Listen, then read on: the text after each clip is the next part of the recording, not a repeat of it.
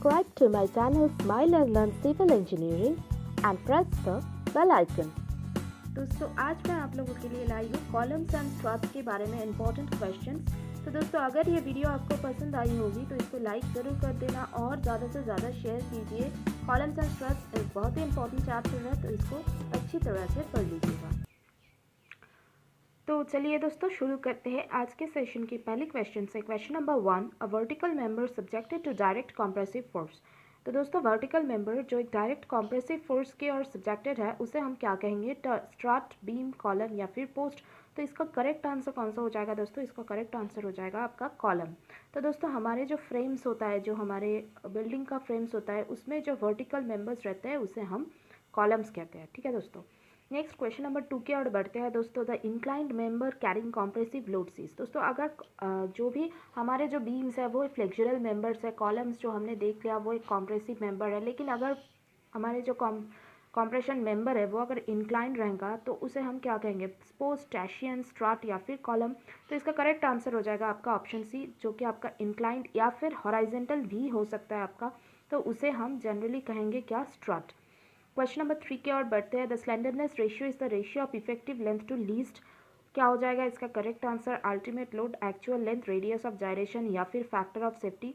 तो दोस्तों इसका करेक्ट आंसर है आपका option C, radius of gyration. Slenderness ratio आपका क्या है दोस्तों? स्लेंडरनेस रेशियो है आपका least effective length divided by radius of gyration. तो ये है आपका स्लेंडरनेस रेशियो। क्वेश्चन नंबर 4 की ओर बढ़ता है। Long column fails due to. दोस्तों लॉन्ग कॉलम क्यों फेल होता है? Direct stress, buckling stress, lateral stress या फिर टेंसाइल स्ट्रेस। तो इसका करेक्ट आंसर है आपका option B, buckling stress. Long columns जो होता है दोस्तों ये हम पढ़ लेंगे कि लॉन्ग कॉलम्स क्या है, शॉर्ट कॉलम्स क्या है या फिर इंटरमीडिएट कॉलम्स क्या है। तो ये फेल क्यों हो जाता है? ये हो जाता है फेल आपका बकलिंग स्ट्रेस की वजह से। क्वेश्चन नंबर 5 की ओर बढ़ता है। Euler's formula states that the buckling load for a column of length both in hinged and whose least moment of inertia and modulus of elasticity of the material of the column respectively is given by the relation.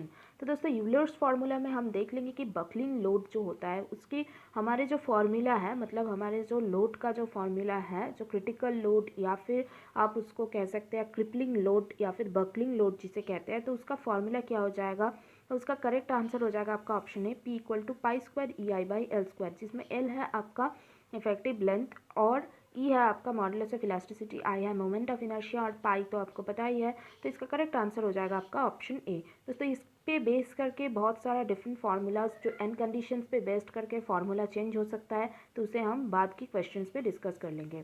Question number 6 की ओर बढ़ते हैं। The slenderness ratio of A vertical column of square cross section of 10 centimetre side and 500 centimetre long.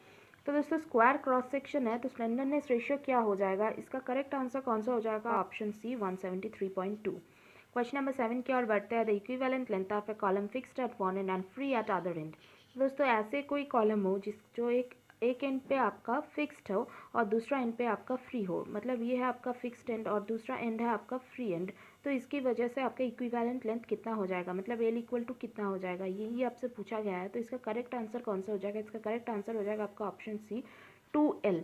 मतलब आपका जो buckling load है उसका formula भी बदल जाएगा। पाई स्क्वायर EI/L² है तो उसमें हो जाएगा आपका 4L², पाई स्क्वायर EI/4L। तो चलिए दोस्तों देख लेते हैं हम यूलर्स की कॉलम की जो फार्मूला है उसकी जो आपका इन कंडीशंस है उसकी वजह से हमारे फार्मूला में क्या क्या चेंज आ जाता है। तो पहले देख लीजिए दोस्तों, बोथ एंड्स हिंज्ड है तो इसमें क्या रहेगा? एल इफेक्टिव रहेगा आपका एल के समान ही रहेगा, सेम टू सेम रहेगा और आपका लोड हो जाएगा पाई स्क्वायर EI/L²।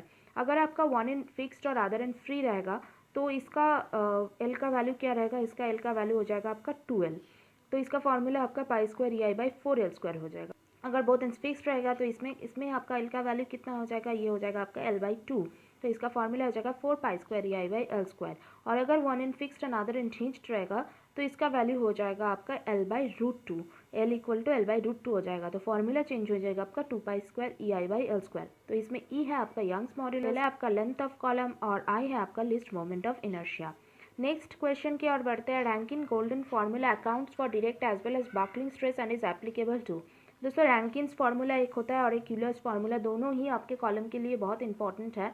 तो इसकी वजह से कौन सा टाइप का कॉलम के लिए ये एप्लीकेबल है formula, very long column, short column या फिर इंटरमीडिएट कॉलम। तो इसका करेक्ट आंसर हो जाएगा आपका ऑप्शन डी, इंटरमीडिएट कॉलम। हम रैंकिंग फार्मूला सिर्फ इंटरमीडिएट कॉलम्स के लिए ही यूज़ करते हैं। क्वेश्चन नंबर 9 की ओर बढ़ते हैं। Rankine's constant for cast iron, तो इसका करेक्ट आंसर कौन सा हो जाएगा? 1/2000, 1/2400, 1/1600 या फिर 1/1800। तो दोस्तों इसका करेक्ट आंसर हो जाएगा आपका ऑप्शन सी, 1/1600।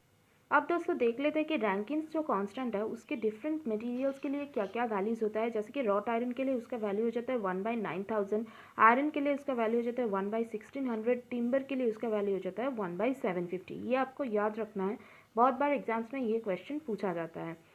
क्वेश्चन नंबर 10 की ओर बढ़ता है। Region of the cross section of a column in which compressive load may be applied without producing any tensile stress is known as the core of the cross section. In circular columns the radius of core. तो दोस्तों ये radius of core बहुत बार आपको पूछा जाता है। तो circular columns के लिए ये क्या हो जाता है? हाफ, 1/3, 1/4 या फिर 1/5। तो इसका करेक्ट आंसर हो जाएगा आपका option C, 1/4 of the radius. Circular columns के लिए ये आपका हो जाएगा r/4। क्वेश्चन नंबर 11 की ओर बढ़ता है। Columns of given length, cross section and material have different values of buckling loads for different end conditions. The strongest column is one whose. तो दोस्तों हमने पिछले ही एक क्वेश्चन में देख लिया था कि हमारे जो क्रॉस एंड्स कंडीशंस है उसके लिए कैसे हमारी इफेक्टिव लेंथ वैरी होता है। तो कौन सा है जो कि आपका स्ट्रॉन्गेस्ट है? तो इसका करेक्ट आंसर हो जाएगा आपका जो है आपका बोथ एंड्स फिक्स्ड। वही आपका लोड उसमें सबसे कम आता है तो उसके जो स्ट्रेंथ है वो सबसे ज़्यादा आएगा। ऑप्शन डी हो जाएगा आपका करेक्ट आंसर, यानी कि both ends fixed. Question number 12 की ओर बढ़ता है। Column is said to be of medium size if slenderness ratio is between. तो दोस्तों इंटरमीडिएट या फिर मीडियम कॉलम्स किसे कहते हैं जिसका स्लेंडर रेशियो कितना हो जाएगा? 20 एंड 32, 32 एंड 120, 120 एंड 160 या फिर 160 एंड 180। तो दोस्तों इसका करेक्ट आंसर हो जाएगा 32 एंड 120। दोस्तों हम देख लेंगे अभी के हमारे जो कॉलम्स है उसका जो स्लेंडरनेस रेशियो के ऊपर बेस करके उसका साइज़ क्या क्या होता है। तो चलिए देख लेते हैं कॉलम। दोस्तों देखिए एक कॉलम जो है आपका fails primarily due to direct stress, जो आपका डायरेक्ट स्ट्रेस की वजह से फेल होता है उसे हम शॉर्ट कॉलम कहते हैं। और ऐसे ही एक क्वेश्चन था कि हमारे जो लॉन्ग कॉलम है वो कैसे फेल होता है? वो होता है आपका बकलिंग या फिर बेंडिंग की वजह से। तो आप देख लेते हैं दोस्तों स्लेंडरनेस रेशियो L/K का कितना वैल्यू होने से वो शॉर्ट कॉलम हो जाता है? तो ये हो जाएगा आपका 32 से कम हो जाएगा तो आपका हो जाएगा शॉर्ट कॉलम। यहाँ पे और एक चीज़ और एक कंडीशन भी है, आपका लेंथ अगर 8 टाइम्स ऑफ डायमीटर से भी कम हो जाए तो वो आपका शॉर्ट कॉलम ही है। मीडियम कॉलम्स के लिए अभी के अभी बताया गया है आपको कि 32 और 120 के बीच आपका स्लेंडरनेस रेशियो रहेगा तो उसे हम मीडियम कॉलम्स या फिर इंटरमीडिएट कॉलम्स कहेंगे।